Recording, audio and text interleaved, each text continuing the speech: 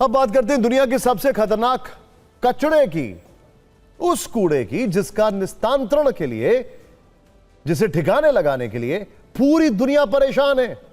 हम बात कर रहे हैं न्यूक्लियर वेस्ट यानी परमाणु कचरे की। यह कचरा दुनिया के हर न्यूक्लियर प्लांट से पैदा होता है। जब किसी न्यूक्लियर प्लांट में बिजली बनती है तो उसके बाद न्यूक्लियर वेस्ट बचता है। इस कचरे से हजारों वर्षों तक रेडिएशन फैल सकता है। इसीलिए इस न्यूक्लियर वेस्ट को सही तरीके से ठिकाना लगाना बहुत जरूरी है।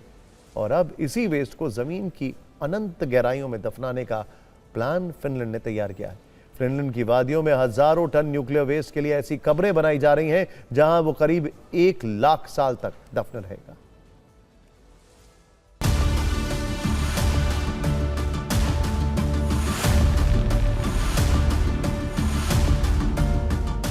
$433 मीटर जमीन के नीचे लोहे की मजबूत सुरंगों के अंदर अगले 1 लाख वर्षों के लिए दफन होगा 6,500 टन न्यूक्लियर वेस्ट। ये तस्वीरें फिनलैंड की ओंकालो अंडरग्राउंड न्यूक्लियर फैसिलिटी की हैं।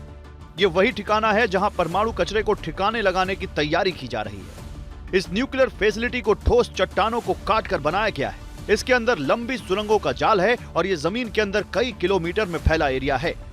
इतनी गहराई में इस न्यूक्लियर डस्टबिन को बनाने के पीछे वैज्ञानिकों की एक खास सोच है। वैज्ञानिकों ने सोचा कि न्यूक्लियर वेस्ट को इतनी गहराई में दफनाया जाए जहां भूकंप या बाढ़ का असर ना हो और किसी तरह के हमले से भी ये जगह प्रभावित ना हो। ऐसी कंडीशन में यहां दफन न्यूक्लियर वेस्ट लाखों वर्षों तक सुरक्षित रहेगा। अब जरा इस न्यूक्लियर फैसिलिटी की खूबी भी देख लीजिए। ये जमीन से 433 मीटर नीचे यानी करीब 1400 फीट नीचे है। इतनी गहराई में घने जंगलों के नीचे करोड़ों साल पुरानी चट्टानों को काटकर सुरंगें बनाई गई हैं। वैज्ञानिकों के मुताबिक ये चट्टानें इतनी मजबूत हैं कि अगले 10 लाख वर्षों में भी इनमें कोई बड़ी दरार नहीं आएगी। इस पूरे सिस्टम को कई सेफ्टी लेयर के साथ तैयार किया गया है।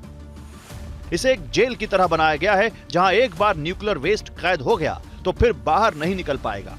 इस अंडरग्राउंड फैसिलिटी में इतने डस्टबिन बनाए गए हैं कि उनमें करीब 6,500 टन न्यूक्लियर वेस्ट रखा जा सकता है।